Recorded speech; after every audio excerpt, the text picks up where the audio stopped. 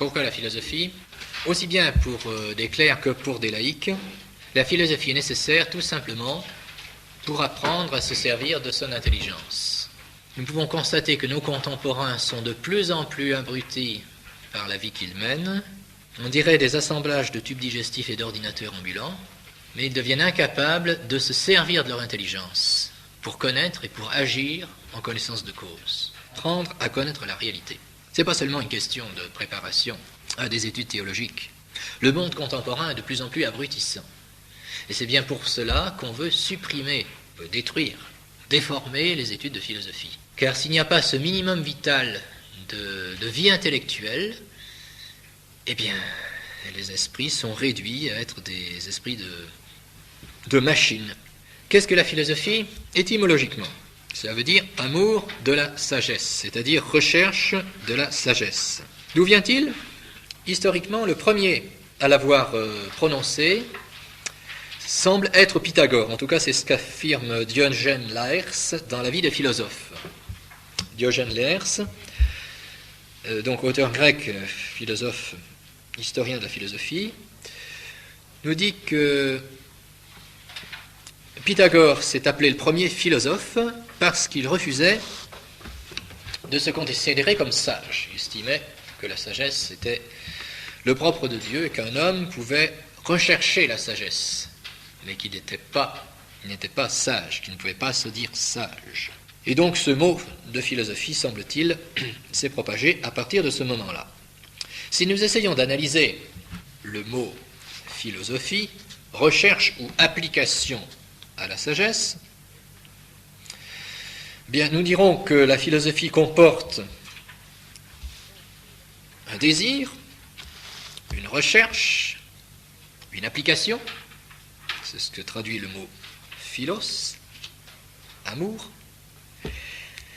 et puis sagesse, sagesse qui veut dire connaissance éminente.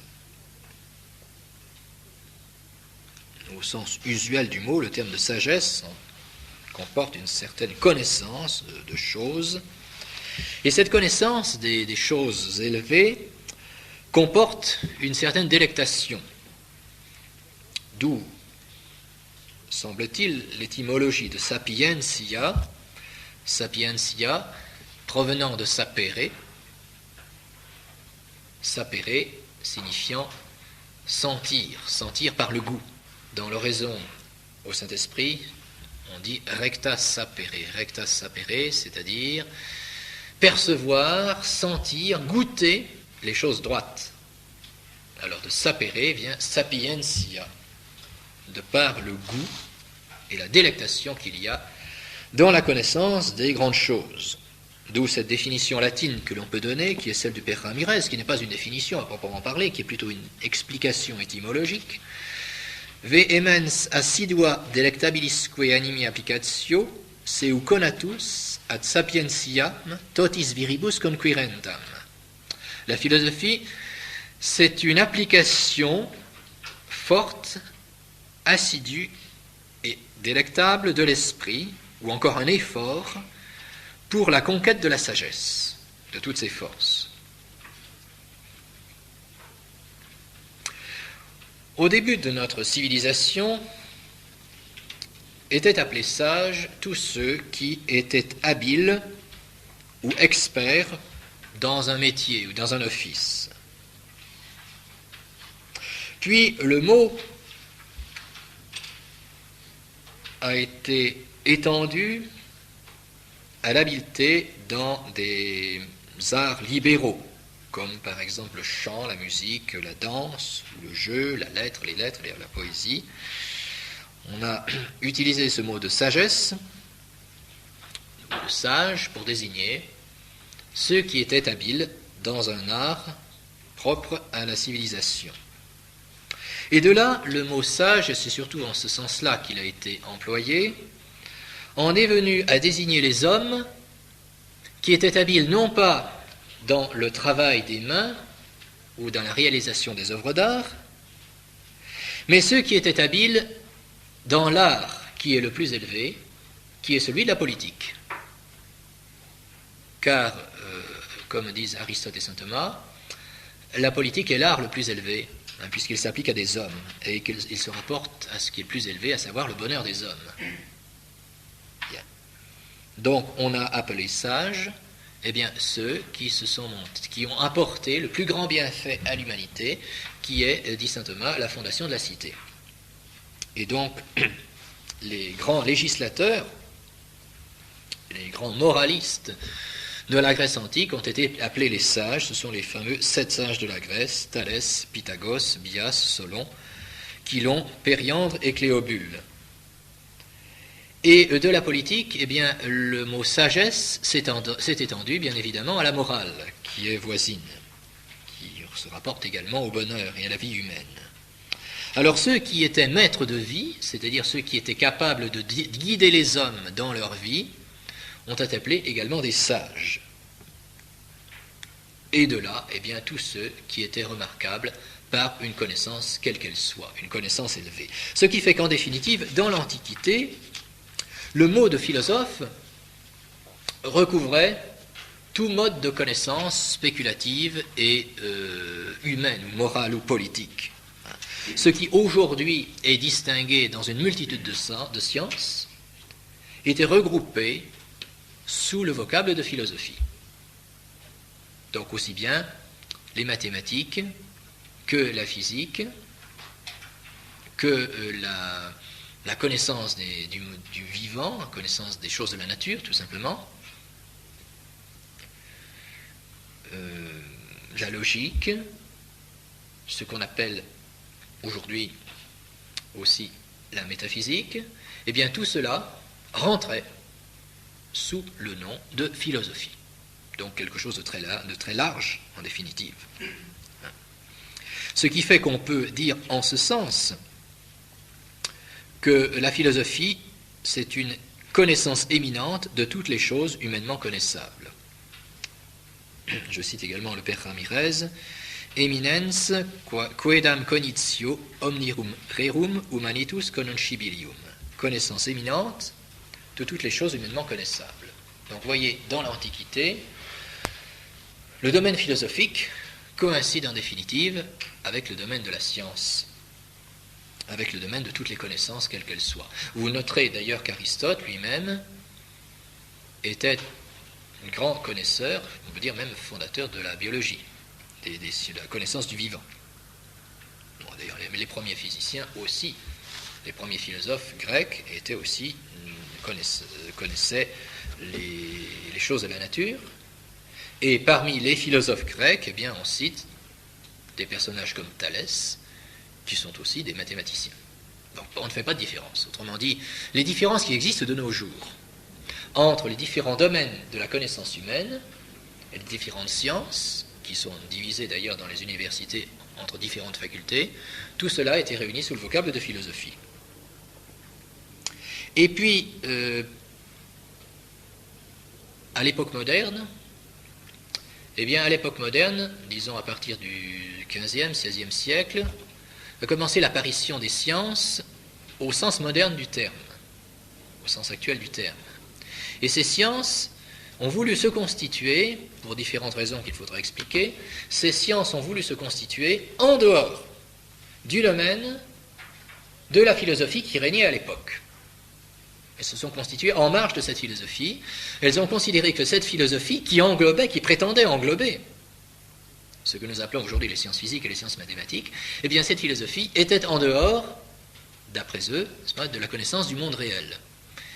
Et en conséquence, ils ont constitué des sciences qui se sont voulues en marge de la philosophie, ce qui fait que, de fait, la philosophie a perdu, je dirais, du terrain, a perdu des domaines qui aujourd'hui sont considérés comme étant réservés aux sciences. Et en définitive, la philosophie a été restreinte à ce qu'on appelle aujourd'hui la métaphysique. En définitive, on a réduit la philosophie à être une étude des grands principes, des choses abstraites et éventuellement des choses humaines, de la vie humaine.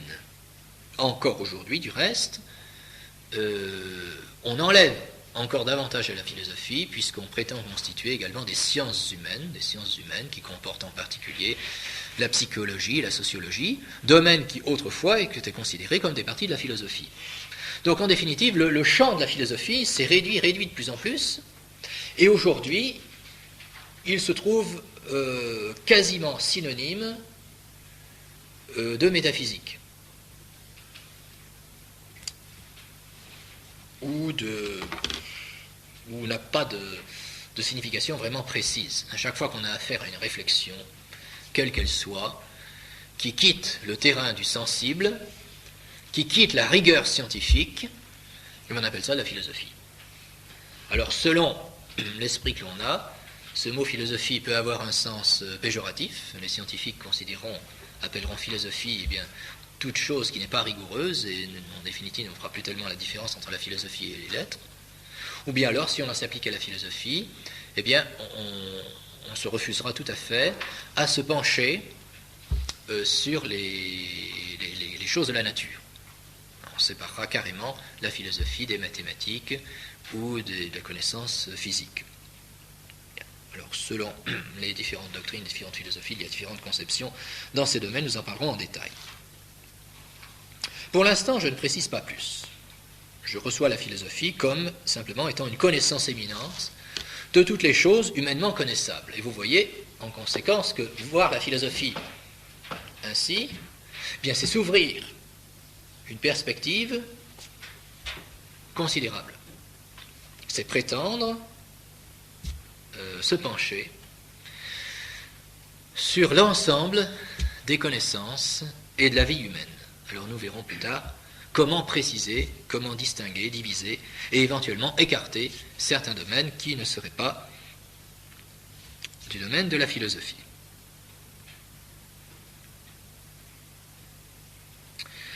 La philosophie, si on veut l'approcher de manière plus précise, doit être distinguée, doit être, je dirais, immédiatement séparer et se libérer, disons, d'une réduction à la pure mémoire ou encore à un système d'esprit, un système de pensée. Bon. Ce qui peut discréditer, ce qui peut rebuter en philosophie au départ, ce sont deux choses et qu'il faut écarter dès le départ. C'est réduire la philosophie à une acquisition ou à une collection de connaissances. Bon. C'est ce que l'on redoute souvent au commencement d'un enseignement. On se demande si on ne va pas être obligé de mémoriser énormément de choses. C'est ce qu'on redoute dans les cours d'histoire, dans les cours de géographie, et aussi dans certains cours de physique ou de chimie. Il faut retenir par cœur et garnir la mémoire par tout un ensemble de connaissances, de dates, de chiffres, de propriétés, de caractéristiques, de définitions, etc. etc. Bon. La philosophie, ce n'est pas cela. Et je l'ai dit au départ, j'ai dit qu'il fallait apprendre à penser, apprendre à se servir de son intelligence. Et j'ai mis cela en opposition avec l'état actuel des intelligences. Bon. Précisément, aujourd'hui, on peut constater que, du moins dans certaines branches, la mémoire doit être extrêmement développée. Alors on réussit à la soulager maintenant avec les mémoires artificielles, mais enfin, il y a certaines branches de connaissances qui reposent essentiellement sur une accumulation d'informations. Faire de la philosophie, ce n'est certainement pas cela. Donc, vous pouvez vous rassurer, il ne s'agira pas ici d'apprendre beaucoup de choses par cœur, ou d'emmagasiner, d'encombrer l'intelligence, pas du tout. La philosophie également doit se distinguer de systèmes de pensée. Alors de fait, nous sommes confrontés depuis plusieurs siècles à des philosophies, des doctrines qui se prétendent philosophiques et qui sont des systèmes de pensée. Alors il y a des personnages considérés et qui se considèrent eux-mêmes comme géniaux et qui inventent des systèmes de pensée pour penser l'univers, pour penser le monde, pour penser l'homme, pour penser la réalité. Et alors on enferme la réalité dans tout un échafaudage, dans tout un édifice logique et conceptuelle. C'est le cas, on peut le dire, de toutes les philosophies modernes, qui se contredisent les unes les autres d'une certaine manière, pas complètement du reste. Ceci, il faut le reconnaître, jusqu'à l'existentialisme. À partir de l'existentialisme, il y a comme une réaction contre ce type de philosophie pour revenir à une philosophie plus concrète, plus proche de la vie, plus proche de la réalité, du sensible, de la vie concrète des hommes, de l'expérience. Bon. Est-ce que cette réaction existentialiste est valable ou pas? Nous en discuterons.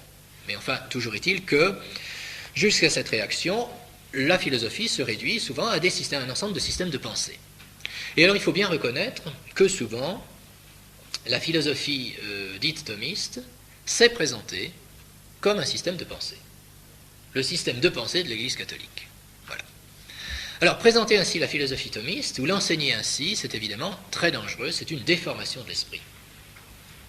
Donc, c'est une sorte de dogmatique naturelle. Enfin, cela se présente souvent.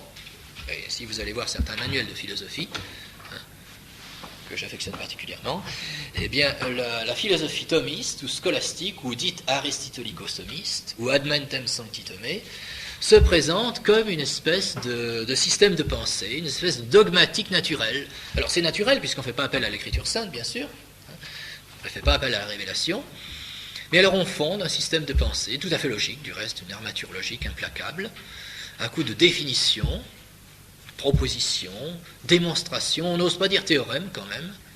Alors on dit proposition, thèse, on ne parle pas de théorème, on parle de thèse, et on démontre la thèse, et après il y a les corollaires de la thèse, etc.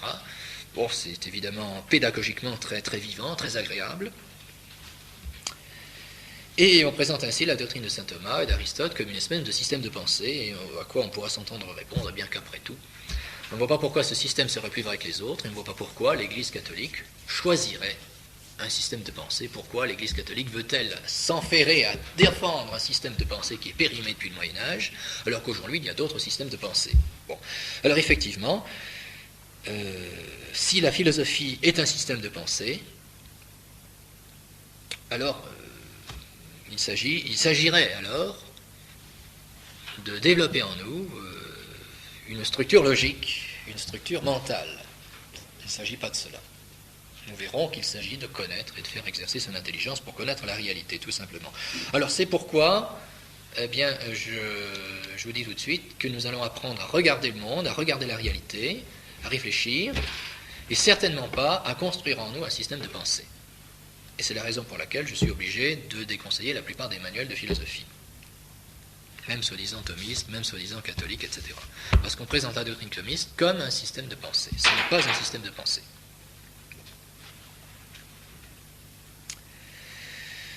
Comme je me refuse au départ à définir la philosophie, puisque je dénonce précisément cette méthode qui consiste à partir de définitions, comme on fait en mathématiques, eh bien je ne peux donc pas partir d'une définition de la philosophie. Mais néanmoins, il est nécessaire de donner quelques descriptions de la philosophie de telle manière que nous puissions travailler en bonne intelligence. Donc, je vous l'ai dit, la philosophie, je ne prétends pas ici la définir, je n'ai jamais prétendu jusqu'à présent définir la philosophie, j'entends uniquement la décrire, l'expliquer, introduire un petit peu notre manière de travailler. Bon, la philosophie, c'est une éducation de l'intelligence pour connaître la réalité. Donc, ce n'est pas une pensée pure, c'est clair. Ce n'est pas une pensée pure, c'est encore moins une réflexion sur soi-même. Encore moins une réflexion sur soi-même. Que la philosophie nécessite parfois une réflexion sur soi-même, c'est bien entendu. Mais la philosophie n'est pas une réflexion sur soi-même, ce n'est pas une introspection. La philosophie ne devrait pas normalement conduire à la dépression nerveuse, bien au contraire. Elle devrait en principe remettre les choses à leur place. Bien. Vous savez que dans les dépressions nerveuses actuelles, il y en a qui proviennent de causes, disons, physiologiques et biologiques, et pour lesquelles les psychiatres sont compétents. Mais il y en a d'autres qui proviennent de manières de vivre qui sont déséquilibrées et de manières de penser qui sont défaillantes, tout simplement. Donc je crois qu'on ferait beaucoup d'économies dans les assurances maladie si on pouvait apprendre à nos contemporains à penser correctement, à user de leur intelligence correctement et à vivre correctement. Donc, éducation de l'intelligence, pour connaître la réalité, et non pas une pure cogitation, et encore moins une réflexion sur soi-même. J'ai parlé tout à l'heure, j'ai fait quelques allusions à la philosophie grecque. Pourquoi? Eh bien parce que la philosophie, la recherche de la sagesse, ne peut pas s'inventer. On ne peut pas recevoir la révélation, on ne peut pas l'inventer par soi-même. Comme tout art. Bon, c'est plus manifeste dans les arts mécaniques, matériels, c'est moins manifeste dans les arts intellectuels, mais c'est tout aussi vrai. On ne peut pas soi-même s'apprendre un art. On doit recevoir un apprentissage. Bon, pour les arts mécaniques, pour, je ne sais pas, la menuiserie, l'ébénisterie, l'agriculture, on doit apprendre auprès d'un artiste, d'un maître qui vous apprend à travailler. Et il ne suffit pas de lire des livres, il n'y a rien à faire. Ce n'est pas possible. L'agriculture en 30 leçons, ça n'existe pas. Il faut travailler avec un agriculteur. Et puis c'est tout. C'est utile de savoir des livres, sans doute aujourd'hui, c'est bien nécessaire de connaître des livres, d'avoir des études, mais enfin, on apprend l'agriculture auprès d'un agriculteur. Bon. Mais ce qui est vrai pour les arts mécaniques est vrai aussi pour les arts intellectuels, et en particulier pour la philosophie. La philosophie est une transmission de sagesse. On recherche la sagesse, donc il faut la transmettre auprès de quelqu'un qui, en principe, est plus avancé dans la sagesse.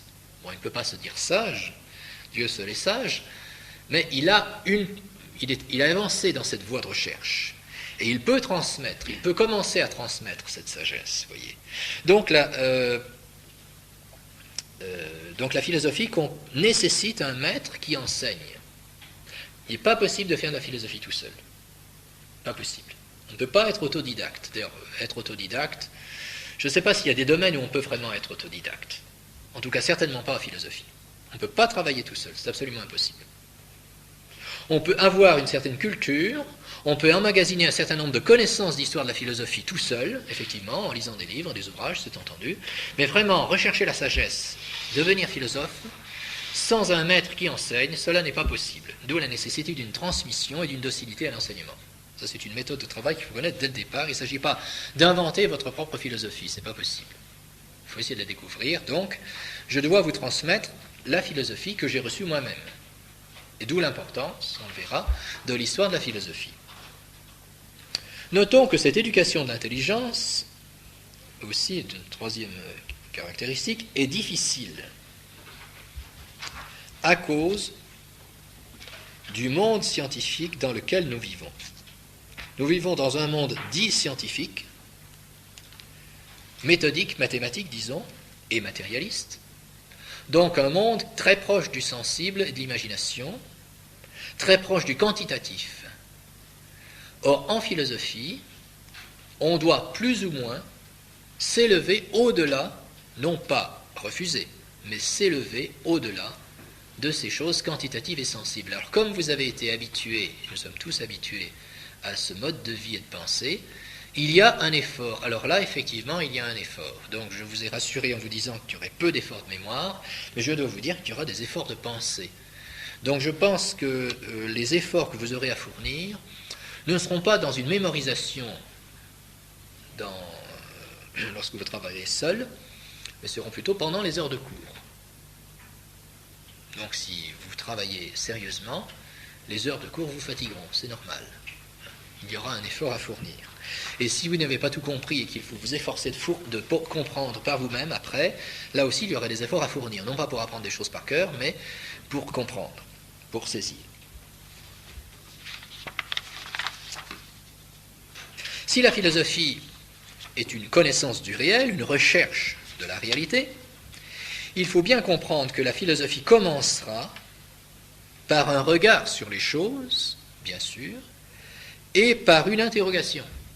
La philosophie ne commence pas par des définitions, elle commence par une interrogation, ou par des interrogations plus exactement. La démarche philosophique commence toujours par des interrogations. Non pas par des définitions toutes faites, non pas par des pensées toutes faites. La philosophie n'est pas un prêt-à-penser, certainement pas. On commence par regarder, dans tous les sens du mot, donc par la vue, mais également par les sens, saisir les choses, sentir, et s'interroger. Interroger quoi? Eh bien, interroger les choses d'abord. Interroger les choses, c'est-à-dire regarder les choses, et puis découvrir ce qu'il y a en elles, comment elles sont faites, pourquoi. On interroge la nature, autrement dit. Interroger les choses, et puis interroger les maîtres. Interroger les maîtres qui sont plus avancés que nous dans la philosophie. Alors interroger les maîtres, bon, la plupart des maîtres auxquels nous nous référons sont morts. Alors nous les interrogerons bien par l'intermédiaire des documents et par l'intermédiaire des livres, évidemment. Mais pour lire, ça montre que pour lire les livres des philosophes, il faut avoir des questions. Voyez. Si on prétend lire un livre de philosophie, lire des auteurs, c'est très bien. Mais si on prétend les lire, mais qu'on n'a pas de questions au départ, on risque de ne pas les saisir. Et on ne sait pas pourquoi on les lit en définitive. En principe, si on lit un auteur, c'est qu'on recherche quelque chose. Au niveau où nous en sommes, je crois qu'il faut dire que nous devons lire pour connaître quelque chose et non pas pour tuer le temps. Bon. Donc il faut avoir des questions au départ. On ne peut bien comprendre un livre que si on comprend les questions que se pose l'auteur. Donc il faut interroger les choses et les maîtres. Et donc le point de départ de toute démarche philosophique, c'est une interrogation. C'est une interrogation. L'interrogation est le point de départ de la philosophie. Alors les manuels, n'est-ce pas, qui vous donnent, ou les auteurs, n'est-ce pas, qui vous donnent du prêt-à-penser ou une doctrine toute faite, eh bien non, ce n'est pas de la philosophie, cela. C'est une déformation d'esprit. Même si la doctrine qu'il donne est très bonne, d'ailleurs, tout à fait vraie, parfaite, juste, c'est très bien, mais ce n'est pas une formation philosophique de commencer par asséner un enseignement de manière magistrale. Ce n'est pas possible. Bon. Et c'est pourquoi l'argument d'autorité est minimal en philosophie. Vous savez ce que c'est qu'un argument d'autorité? On donne une proposition et on dit, eh bien cette proposition, on pense qu'elle est vraie, non pas parce qu'on l'a démontrée, non pas parce qu'on l'a trouvée soi-même, mais parce qu'il y a un maître qui nous le dit et on fait confiance. Bon, c'est ce qu'on appelle l'argument d'autorité. C'est moi qui parle, taisez-vous, obéissez. C'est l'argument d'autorité, n'est-ce pas? Écoutez ce que je vous dis, on ne discute pas. Bon. Mais en philosophie, ça ne vaut pas ça. Ça ne vaut pas en philosophie. Ça vaut au catéchisme, d'accord, mais ça ne vaut pas en philosophie. Pourquoi? Eh bien, parce que, tout simplement, il faut interroger au départ. Il faut découvrir. Si l'intelligence doit apprendre à connaître la réalité, ça ne sert à rien de lui donner la réponse tout de suite.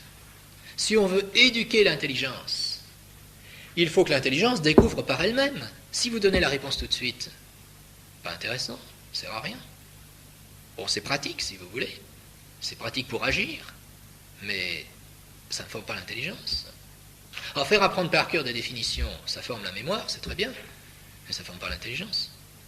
Former l'intelligence, c'est l'éduquer à regarder et à interroger, et poser les bonnes questions. Déjà, savoir interroger correctement, c'est tout un programme aussi. Savoir interroger correctement, distinguer les questions les unes avec les autres. Ne pas poser de questions idiotes.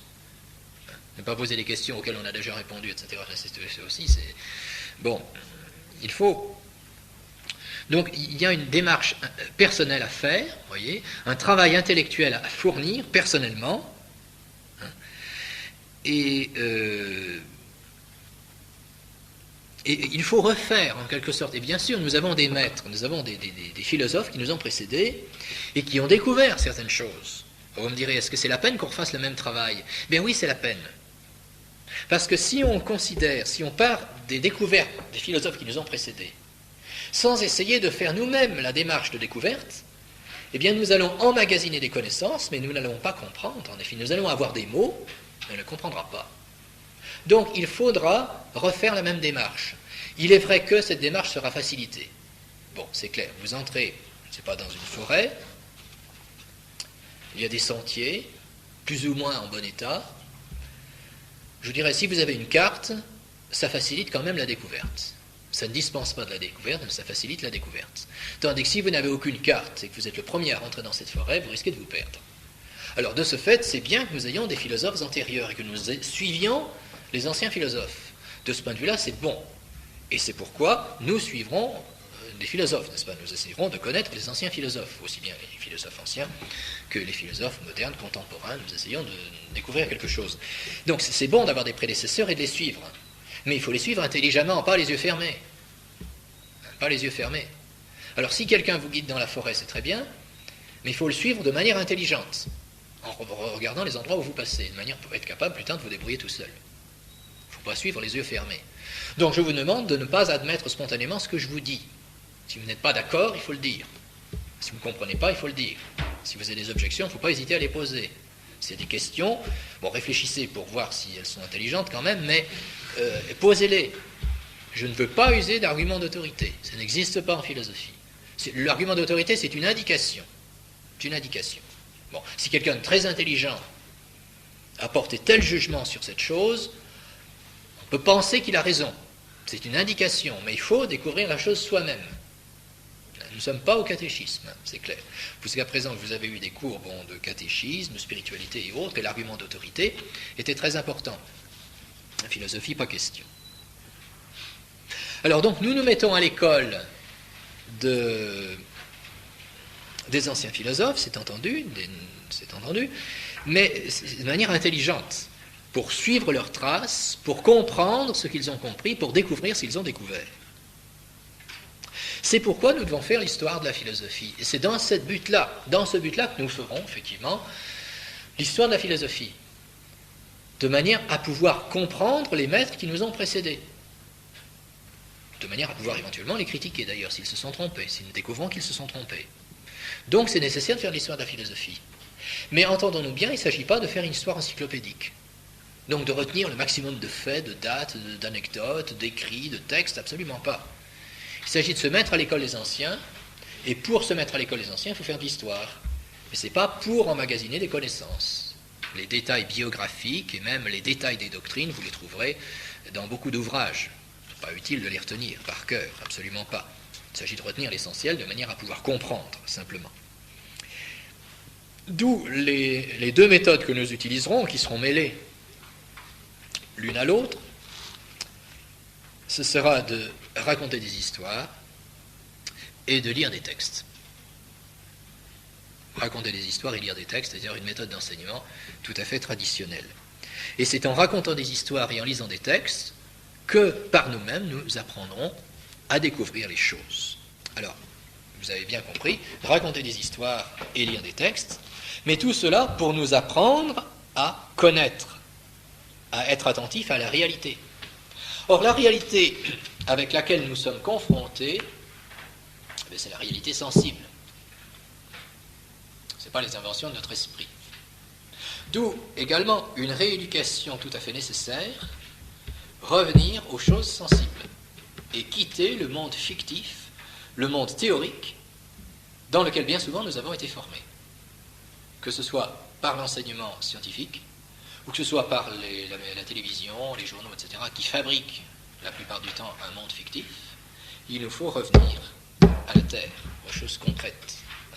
Et d'où, parallèlement à ce que peut être l'enseignement, disons, doctrinal, eh bien, il y a la nécessité de la connaissance sensible, de l'expérience sensible, et donc l'importance en particulier du travail manuel. Le travail manuel fait partie de la vie humaine. Le travail manuel fait partie de la vie humaine. Et les anciens ne se sentaient pas déshonorés en pratiquant le travail manuel. Parce que le travail manuel est une éducation de l'esprit aussi. Les choses ne vous obéissent pas. Il faut que vous obéissiez aux choses. Lorsque vous faites un travail quel qu'il soit, vous vous heurtez à la résistance de la matière. Vous êtes obligé de vous soumettre, d'agir conformément aux choses. Vous ne pouvez pas inventer les choses. On peut les transformer, mais dans toutes les transformations des choses, vous êtes obligé de vous soumettre à la réalité. Alors, nous le savons théoriquement, encore faut-il le pratiquer. Donc, contrairement à ce qu'on pourrait croire, la philosophie ne nous éloigne pas. Elle demande au contraire la pratique du travail manuel, et je dirais plus généralement la pratique du choc de la réalité. Réalité humaine, réalité animale, et réalité végétale et sensible. Autrement dit, toutes nos activités, quelles qu'elles soient, ne sont pas éloignées de la philosophie. Bien au contraire.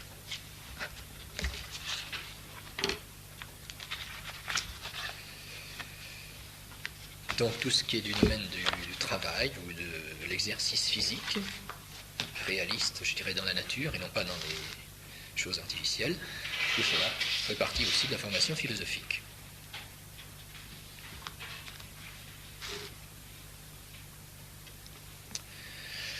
Pour notre cours, nous procéderons de la manière suivante. Nous verrons d'abord une histoire de la philosophie qui nous conduira, je dirais, jusqu'à la fin de l'Antiquité, jusqu'à l'apparition du christianisme exclu, donc la philosophie en antique essentiellement, la philosophie grecque. Après quoi, nous ferons une interruption et nous essayerons d'étudier la philosophie en tant que telle. C'est-à-dire, nous quitterons l'histoire de la philosophie grecque pour étudier la philosophie en tant que telle, c'est-à-dire essayer de découvrir cette fois une définition à la philosophie et essayer d'en exposer de manière plus systématique l'essence et les propriétés, ce qui nous permettra de connaître la philosophie de manière plus précise. Après quoi, nous reprendrons l'histoire et nous ferons l'histoire de la philosophie chrétienne, je veux dire l'histoire de la philosophie jusqu'à l'époque moderne, exclue, c'est-à-dire à peu près jusqu'au XVe, XVIe siècle. Après quoi, eh bien, nous reprendrons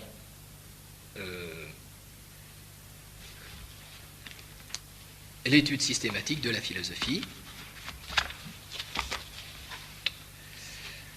par la première partie de la philosophie qui sera la philosophie de la nature. Et c'est dans la mesure où nous aurons un petit peu de temps, dans le courant de cette philosophie de la nature ou après cette philosophie de la nature, que nous traiterons de la philosophie moderne, qu'il faut quand même connaître. Bon, je fais un peu cette dispersion pour que nous puissions profiter de ce que nous apprenons en histoire de la philosophie en l'exerçant, et ne pas faire sans arrêt, constamment de l'histoire de la philosophie, ce qui serait un peu fastidieux. Donc nous commençons l'histoire de la philosophie. Pourquoi traiter ainsi l'histoire de la philosophie? Je vous l'ai déjà dit. Précisons, tout d'abord parce que c'est la clé de la crise contemporaine. Bon, on parle de la crise de l'Église aujourd'hui, mais nous savons bien que nous sommes confrontés à une crise qui est universelle, qui ne considère pas seulement l'Église, mais qui est une crise de la civilisation, une crise politique, une crise artistique, etc., etc. Il n'y a aucun domaine de la vie humaine qui échappe à la crise actuellement. Bon. Eh bien, nous verrons que l'histoire de la philosophie nous permet de mieux comprendre, j'exagère un petit peu en disant que c'est la clé, mais en tout cas c'est un bon élément pour comprendre la crise actuelle. L'histoire est maîtresse de vie. J'ai dit, je l'ai déjà dit, la philosophie requiert un certain apprentissage et il faut apprendre auprès des maîtres. Et ne croyez pas que je vais vous dire, eh bien oui, alors il y a un maître, c'est Aristote, et puis en dehors de ça, c'est pas la peine de les connaître, c'est faux. Et non, je m'excuse, ce n'est pas une attitude philosophique. C'est malheureusement un peu celle de Jacques Maritain dans son volume d'introduction à la philosophie. On dirait que pour lui, tous les philosophes, n'est-ce pas, en dehors d'Aristote, sont, je dirais, des balbutiements, des erreurs, il s'applique à montrer qu'ils sont faux, et puis Romain Aristote est vraiment celui qui a découvert la philosophie. Et puis après, on saute à saint Thomas d'Aquin, comme si entre Aristote et saint Thomas, il n'y avait rien. Bon, je comprends, c'est un manuel, alors il est obligé d'être très très succinct. Mais je crois que ça c'est tout à fait faux. Aristote lui-même n'a pas eu de révélation particulière. Nous n'aurions pas eu Aristote s'il n'y avait pas eu Platon, il n'y aurait pas eu Platon s'il n'y avait pas eu Socrate, il n'y aurait pas eu Socrate s'il n'y avait pas eu Parménide, etc. Donc il faut quand même regarder toute l'histoire. Bien. Notons aussi que l'histoire doctrinale fait partie de la méthode aristotélicienne. C'est ce que explique saint Thomas suivant Aristote au premier livre des Métaphysiques, à la leçon 4, au numéro 72.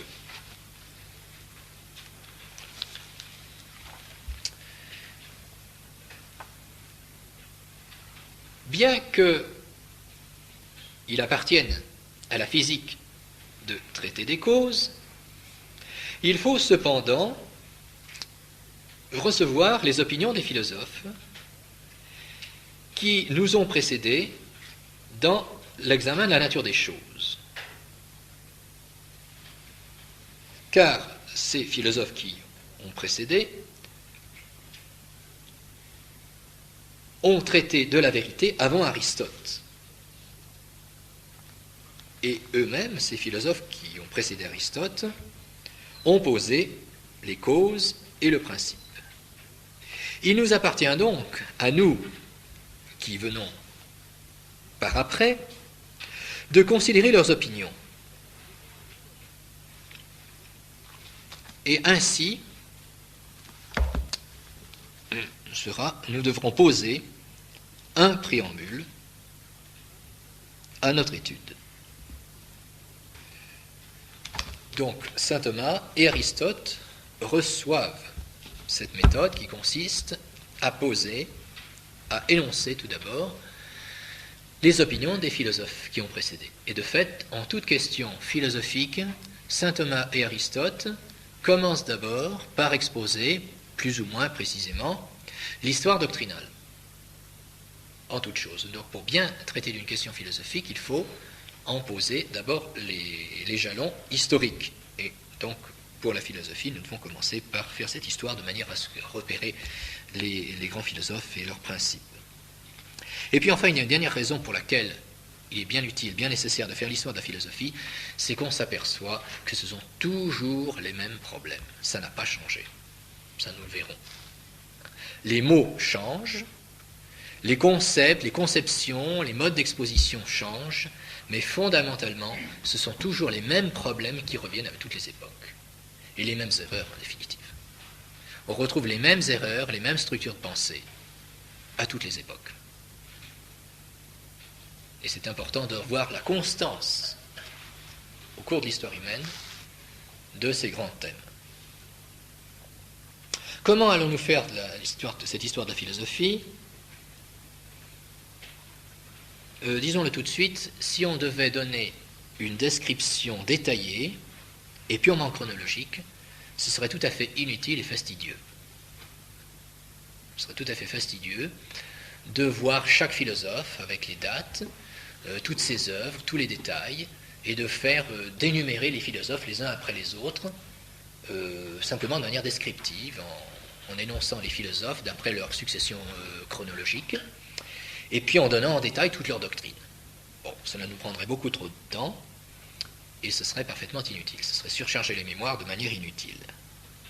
Il faut comprendre que chaque philosophe a son intuition. Chaque philosophe a une intuition qui lui est propre. Un certain regard, il a saisi quelque chose dans la réalité. Et la plupart du temps, sinon toujours, cette intuition est vraie. C'est-à-dire que l'intelligence se porte sur la réalité et elle saisit quelque chose. Alors même dans les pires systèmes de pensée, dont on verra qu'ils sont complètement déviés et étrangers à la réalité, il y a quand même une intuition fondamentale, un point de départ qui est juste. Et si, vous voyez, même si ces grands philosophes, même s'ils sont faux, ou même si leur doctrine doit être réfutée, eh bien, nous devons reconnaître chez ces philosophes qu'il y a quand même un point de départ qui est juste, une intuition qui est juste, dans laquelle il faut partir. L'erreur en philosophie, elle vient du fait que cette intuition est exclusive. C'est souvent ce qui se passe. Le philosophe a une intuition géniale, il saisit quelque chose de la réalité, il en est enthousiasmé, et il ne voit plus que cela. Et c'est de là que viennent les erreurs. L'intuition exclusive. Vous voyez ? Je vous citais le cas des existentialistes tout à l'heure, bon, nous en parlerons plus tard. Au début, il y a une réaction contre les systèmes de pensée idéalistes. Et ils ont raison, c'est tout à fait vrai. Alors, est-ce que cette réaction existentialiste est bonne ? Est-ce que précisément leur exclusivisme ne les conduit pas à tomber dans d'autres erreurs ? C'est autre chose. Mais au départ, il y a une intuition qui est vraie. Eh bien, lorsque nous ferons l'histoire de la philosophie, eh bien, nous essaierons, pour chaque philosophe, d'essayer de découvrir cette intuition première fondamentale. Et nous essayerons de voir en quoi elle est juste, en quoi elle est défectueuse et en quoi ce philosophe l'a prise de manière trop exclusive. Et c'est comme ça que nous arriverons à comprendre, à avoir une intelligence en profondeur de cette doctrine. Et peu importe les détails. Peu importe les détails. Qu'est-ce que ce philosophe a apporté à l'humanité? Qu'est-ce que ce philosophe a apporté à la pensée philosophique? Eh bien, c'est ça précisément qu'il faut découvrir. Alors, bien sûr, personne n'est infaillible dans ce monde.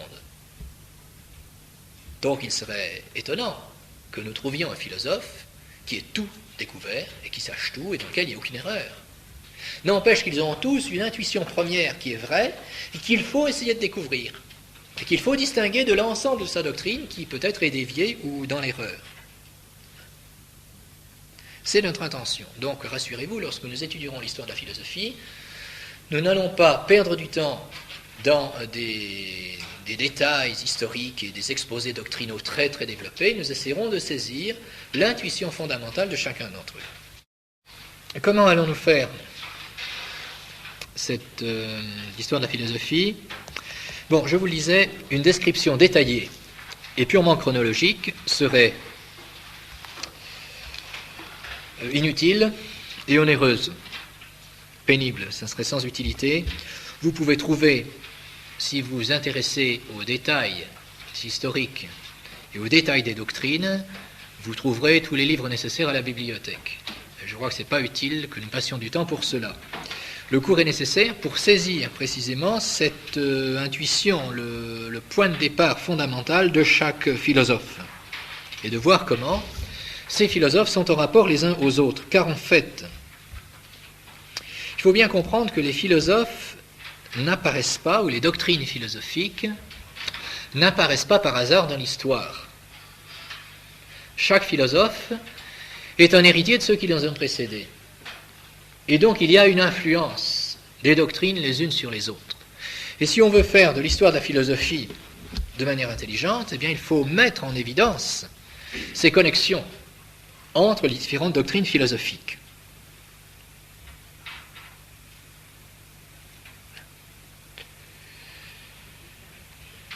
Et par conséquent, en exposant cette histoire de la philosophie, eh bien sans le dire, nous avons déjà une certaine option, bien sûr.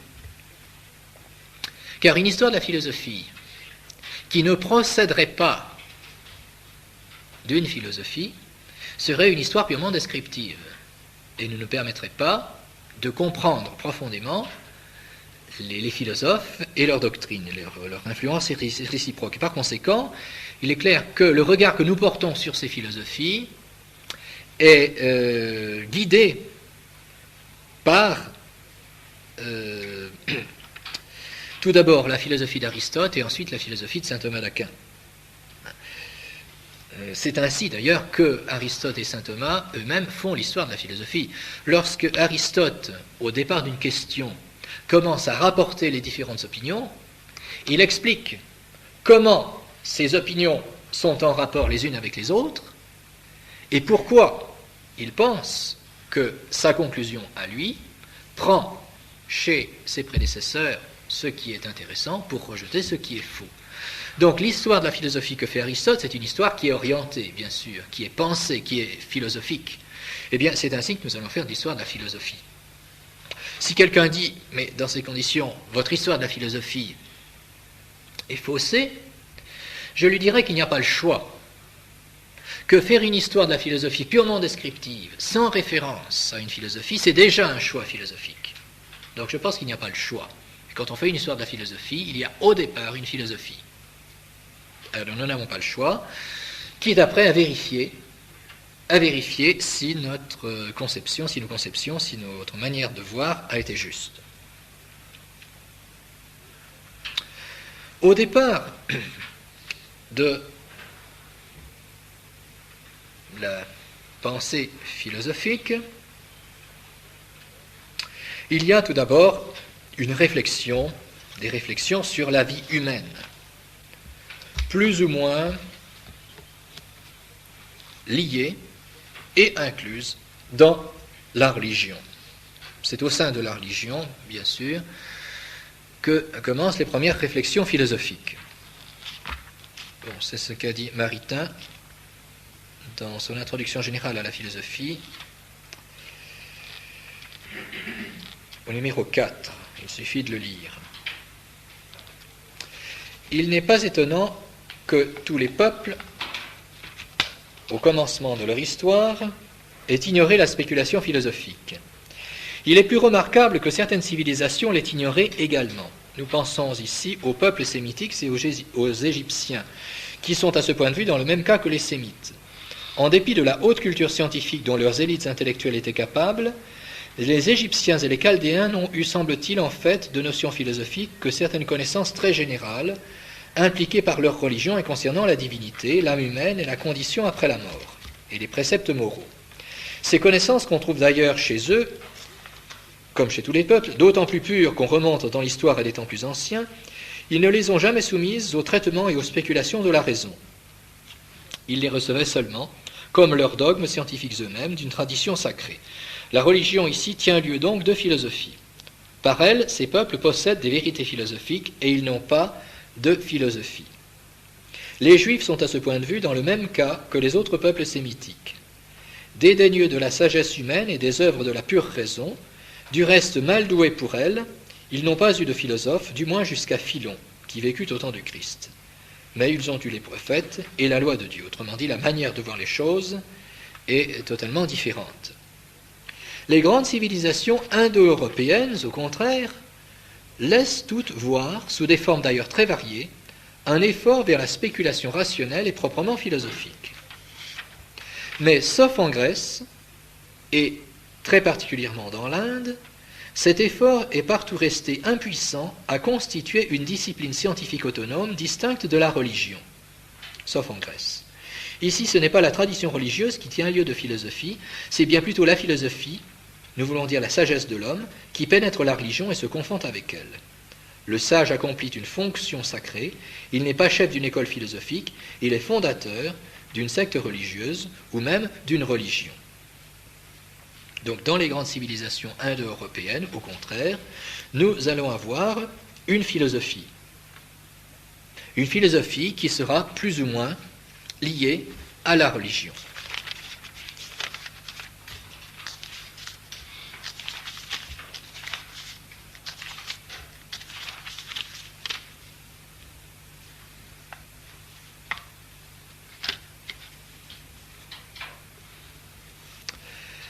Si nous considérons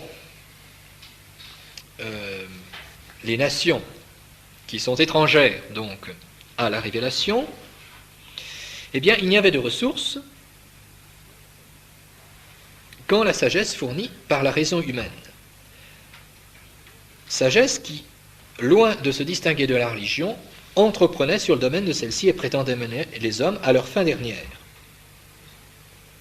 Et c'est ce qui s'est passé donc dans les civilisations de l'Inde, en particulier. Nous voyons aussi comment cette sagesse humaine a partout fait faillite et comment, avant même que la philosophie se soit constituée en sens autonome, la plupart des grandes erreurs philosophiques ont déjà été formulées. En particulier, toutes les religions manichéennes et les religions qui niaient le mouvement. Sont toutes ces religions orientales ou philosophies orientales. Cela nous intéresse moins. Que se passe-t-il en Grèce? C'est que la Grèce est le seul point du monde antique,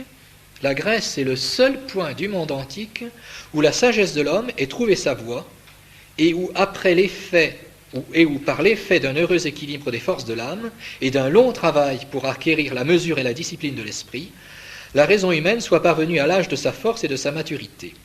Aussi bien, le petit peuple grec apparaît-il à cause de cela parmi les grands empires de l'Orient comme un homme au milieu de géants enfants. Et peut-on dire de lui qu'il est à la raison et au verbe de l'homme ce que le peuple juif est à la révélation et à la parole de Dieu.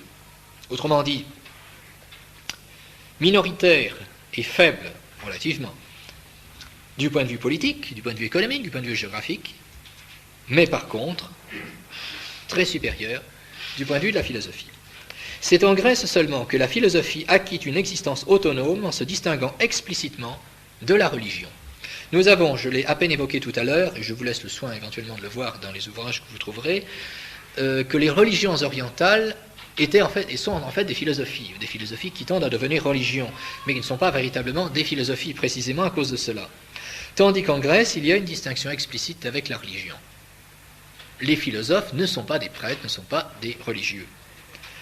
Ainsi, du moins à l'époque la plus pure et la plus glorieuse de l'esprit hellénique, elle reconnaissait ses bornes et s'assignait un champ strictement limité, tandis que la religion grecque, déjà très dégradée, devenait de plus en plus incapable de satisfaire aux besoins de l'intelligence et se corrompait chaque jour davantage.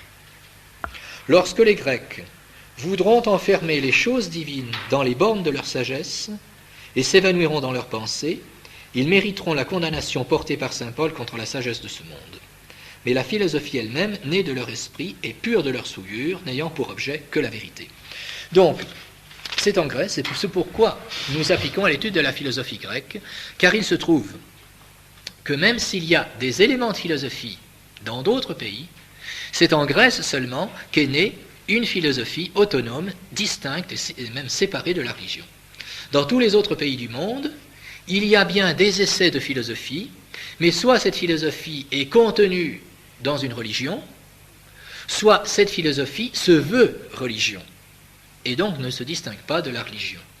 Et tel est le cas des religions orientales, qui sont en même temps des sagesses philosophiques. Tandis qu'en Grèce, au contraire, nous avons l'apparition d'une spéculation philosophique autonome. Et on constatera que toutes les questions touchées par les Grecs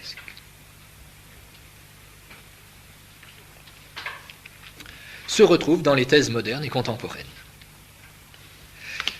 La première de la philosophie se trouve en Grèce. Bon, je ne dis pas qu'elle est vraie à tout point de vue, mais c'est une première recherche. Et pourquoi alors en Grèce ? Bon, évidemment, on peut essayer d'analyser les causes. Eh bien, la première cause, c'est la providence. La providence qui prépare une civilisation pour le christianisme. Plus prochainement, on peut noter des conditions économiques, politiques et culturelles. Du moins, c'est lié, c'est inséparable. Aux conditions économiques, politiques et culturelles qui favorisent le loisir pour la pensée. Loisir au sens noble du mot, bien sûr. C'est-à-dire que la Grèce connaissait une certaine prospérité économique. Or, lorsqu'il y a une certaine prospérité économique, eh bien, il y a des personnes qui peuvent se permettre d'abandonner le travail manuel pour se livrer à des spéculations. Conditions politiques également,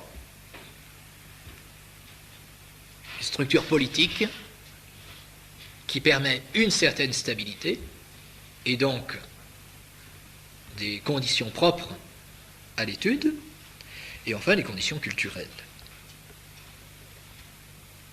Et comme je vous le disais dans l'introduction, tout homme qui se livre à des spéculations est appelé philosophe.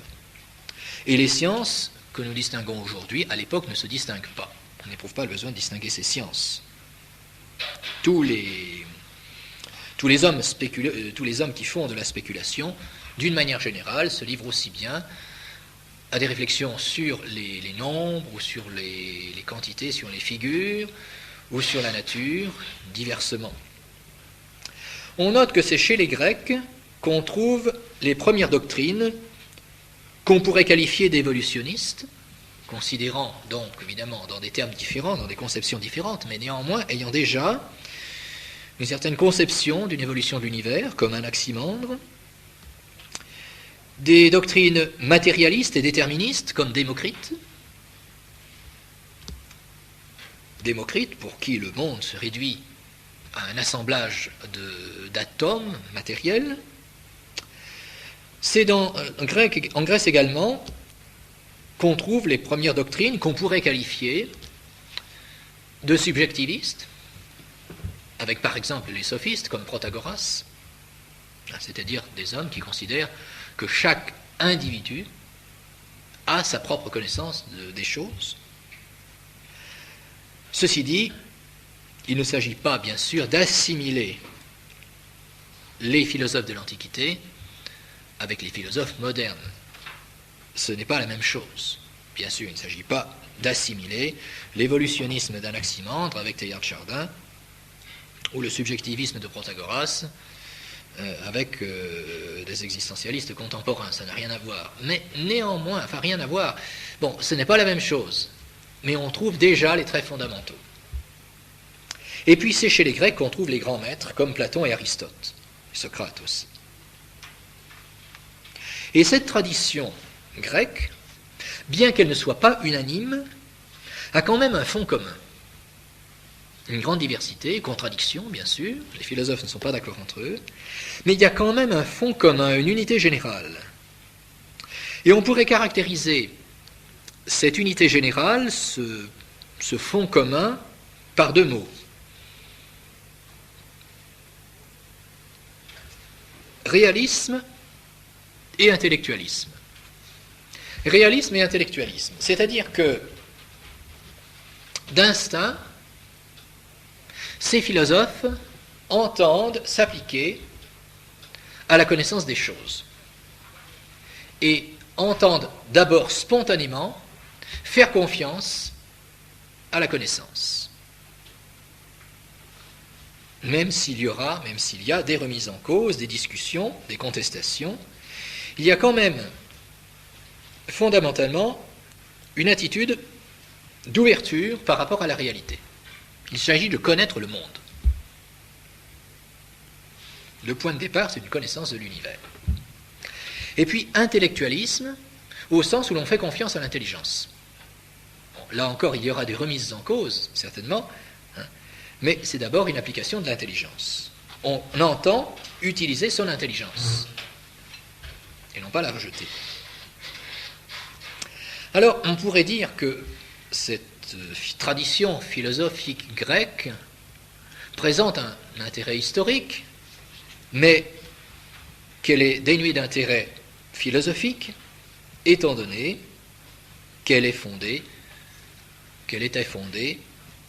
sur des sciences tout à fait primitives, sur des connaissances, sur des observations tout à fait primitives. Par exemple, on n'avait pas d'autre moyen à l'époque pour observer les planètes que de prendre un tube en carton et de regarder vers le ciel. Le télescope n'existait pas, évidemment. Bon. Alors, dans de telles conditions, on peut se demander ce que valent les réflexions de ces philosophes sur les astres. Bon. Et de même pour les observations de la nature. On peut penser que cette science antique est complètement dépassée. Alors, il faudrait tout de suite distinguer la philosophie elle-même et ses expressions ou ses illustrations. Il faudra distinguer la philosophie à proprement parler et puis les illustrations ou les expressions de cette philosophie. Bon, les deux sont mêlés concrètement, c'est sûr. Les deux sont mêlés concrètement. Mais ce sera un effort important de savoir distinguer la philosophie elle-même de ses illustrations et de ses expressions. Par exemple, eh bien, dans la physique d'Aristote, il faudrait distinguer les principes de la physique d'Aristote des exposés particuliers d'Aristote et de ses illustrations concernant, par exemple, les astres, j'en parlais tout à l'heure, pour Aristote, les astres, les planètes sont placées sur des sphères qui sont en mouvement autour de la Terre.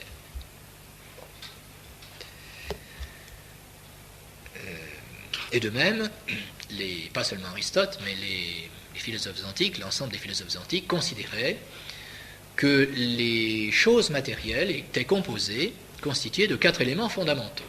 Nous en parlerons plus tard. Alors on peut dire que toutes ces explications, toutes ces manières de voir sont complètement dépassées par la science actuelle, sans doute. Mais ce n'est pas cela qui est l'essentiel de la philosophie d'Aristote. Et ce que je dis d'Aristote vaut pour tous les autres. Donc sachons bien, même si les expressions concrètement sont liées, tout est mélangé, bien sûr, il faut faire œuvre de distinction et ne pas rejeter cette tradition philosophique sous prétexte qu'elle était liée à un état des sciences et de l'observation qui était primitif. C'est autre chose. Donc, nous maintenons que cette philosophie présente un intérêt. Du point de vue des périodes de... Ah, mais qu'est-ce que vous n'avez pas compris? Bon, alors je dis, leurs observations étaient liées à des moyens de l'époque, donc elles ne sont pas en soi, la science aristotélicienne, hein, le fait de considérer que les planètes sont sur des sphères fixes qui tournent autour de la Terre, le fait que les choses matérielles sont composées de 4 éléments fondamentaux, le feu, la terre, l'eau, l'air, bon, tout cela est dépassé. C'est vrai, donc ça ne nous intéresse pas, mis à part le côté historique. Et on pourrait dire donc la philosophie ne nous intéresse pas.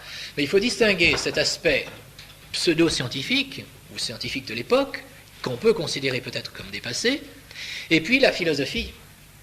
La philosophie elle-même, qui s'exprime à l'aide de ces explications, à l'aide de ces exemples, mais qui est d'un autre ordre. Bon, pour dire les choses plus concrètement, Aristote considère que toute chose matérielle est composée de matière et de forme. Bon. Eh bien, la matière et la forme, la démonstration, plutôt la découverte de la matière et de la forme, n'est pas fondée sur des observations matérielles susceptibles de changer avec l'évolution des sciences. Voilà.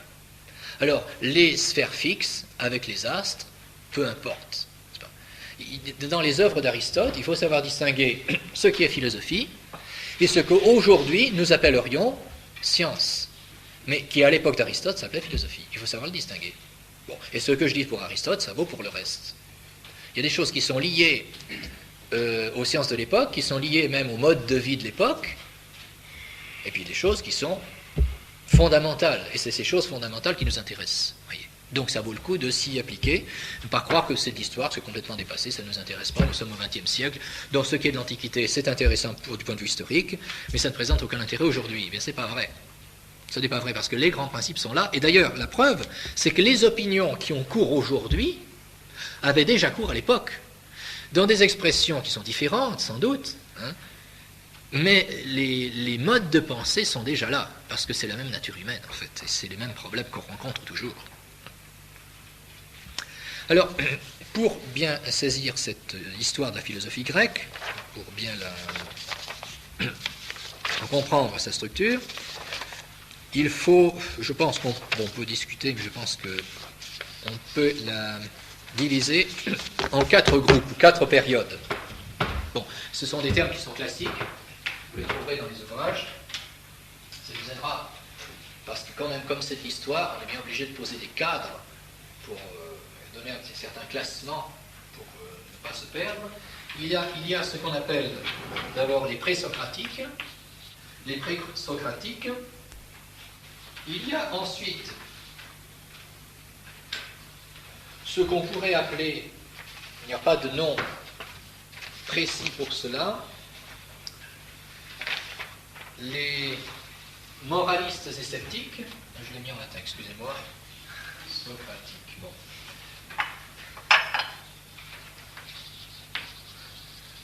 Dans un même groupe, on range les stoïciens, les épicuriens et les sceptiques. Bon, ce sont des doctrines assez disparates, mais qui sont contemporaines les unes des autres et qui correspondent à une certaine décadence. Et puis enfin, le néoplatonisme.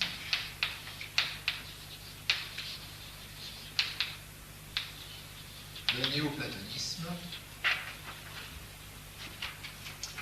qui est après l'ère chrétienne, c'est après l'ère chrétienne. Pardon, c'est à l'ère chrétienne, je veux dire après la naissance du Christ. C'est la fin de l'Antiquité, oui. Et les socratiques et les stoïciens, épicuriens, sceptiques, c'est entre 400 et combien? Oui, alors disons, les dates ne sont pas très précises, ça dépend des personnes qu'on considère. On peut dire que les stoïciens recouvre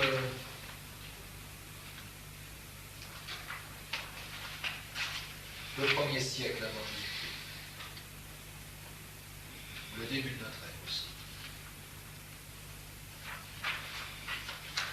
Les socratiques, en fait, essentiellement les socratiques, au IVe siècle jusqu'à l'ère chrétienne. Mais les grands socratiques sont tous contemporains. Le dernier, Aristote, est mort en 322.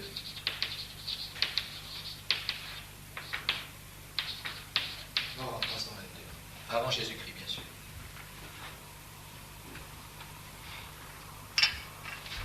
Bon, on verra les dates au fur et à mesure. Alors, la réflexion philosophique, on peut la dater, le commencement peut être daté du 7e siècle avant Jésus-Christ. Vous voyez que c'est assez ancien. 7e siècle avant Jésus-Christ, les présocratiques. Le premier début de la réflexion philosophique. Alors, quel est le point de départ? Le point de départ, c'est de commencer par le monde sensible. La démarche naturelle de l'esprit humain, c'est d'observer d'abord les choses sensibles. C'est une démarche naturelle, ce n'est pas propre à la philosophie grecque. Les choses les plus faciles à connaître, les plus proches de nous, sont les choses sensibles. Donc on commence par réfléchir sur les choses sensibles. Et c'est pourquoi les premiers philosophes sont appelés des physiciens. On les appelle des physiciens. Pourquoi physiciens? Physis, la nature. Ils regardent la nature. Et la première chose qu'on voit, eh bien, ce sont deux aspects qui sont fondamentaux dans les choses sensibles. Deux aspects qui sont fondamentaux dans les choses sensibles. C'est, d'une part, que les choses changent, et d'autre part, qu'elles demeurent. Il y a deux aspects qu'on ne peut pas ne pas voir, autant qu'on regarde les choses, deux aspects qui frappent immédiatement, c'est que les choses changent, les choses sont en mouvement continuel, mais d'autre part, il y a quand même dans l'univers une certaine permanence.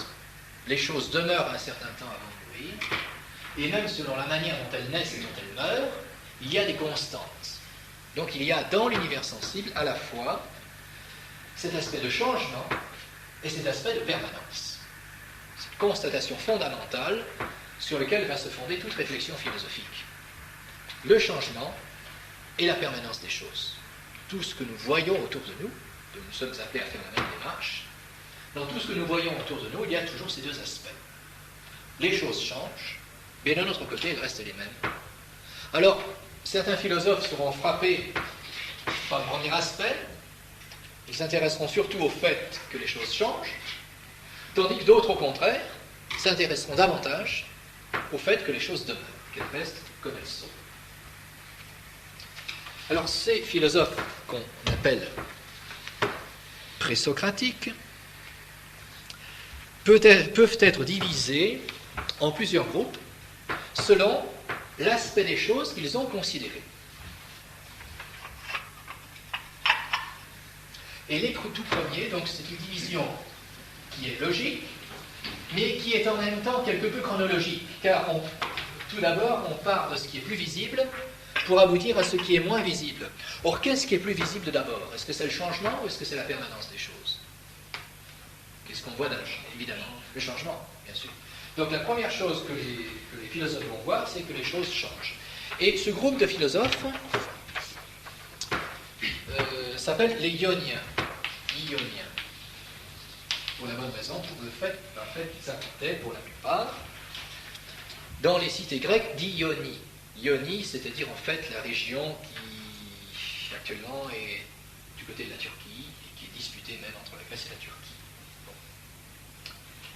À cette époque, notons, ce n'est pas indépendant, donc il faut le savoir aussi, c'est assez lié.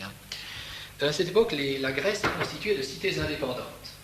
La Grèce, en fait, n'est pas une nation à l'époque, un pays. Je m'excuse, je rappelle peut-être des trivialités, mais je ne sais sais pas si tout le monde connaît bien l'histoire grecque, donc ce n'est pas forcément inutile. Bon, à cette époque-là, la Grèce est constituée de principes, non pas de principautés, parce qu'il n'y a pas de prince, mais de cités indépendantes. Voilà. Donc il y a un certain accord entre ces cités, ce sont des cités indépendantes, qui sont gouvernées soit par des tyrans, soit par des démocraties. Par des tyrans, c'est-à-dire par des souverains au pouvoir absolu. Tyran ne veut pas, dans le vocabulaire grec ancien, tyran n'a pas la connotation péjorative que nous avons aujourd'hui. Tyran, ça ne veut pas dire assassin ou autre. Tyran, ça veut dire monarque, tout simplement. Et des démocraties, d'autres cités sont plutôt démocratiques. Bon. Alors, quels sont ces Ioniens? Il y a Thalès de Milet,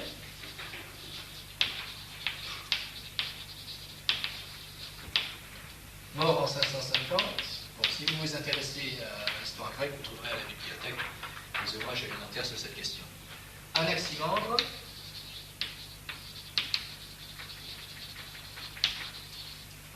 mort en 546, et Anaximène,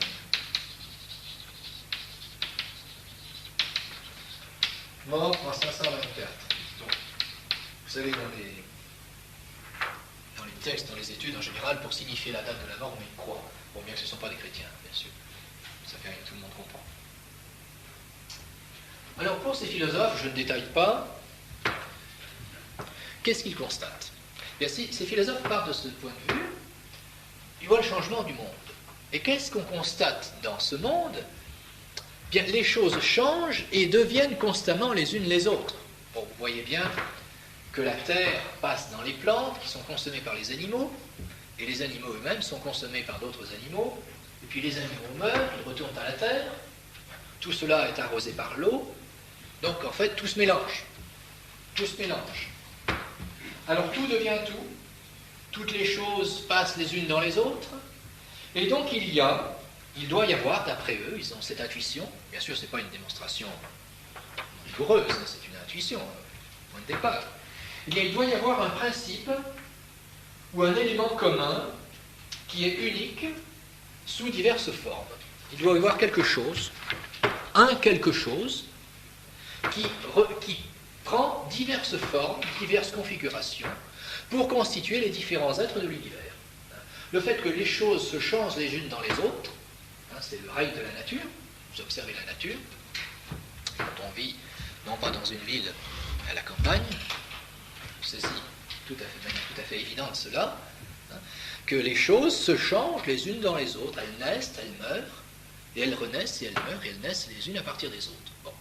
Alors, de cette observation, on induit qu'il doit y avoir une sorte de réalité première qui se trouve en toute chose et qui prend diverses formes. Alors, selon les philosophes, cette chose commune, eh bien, est considérée différemment et on lui donne, disons, il y a diverses opinions à ce sujet. Bon. La suite sur le prochain.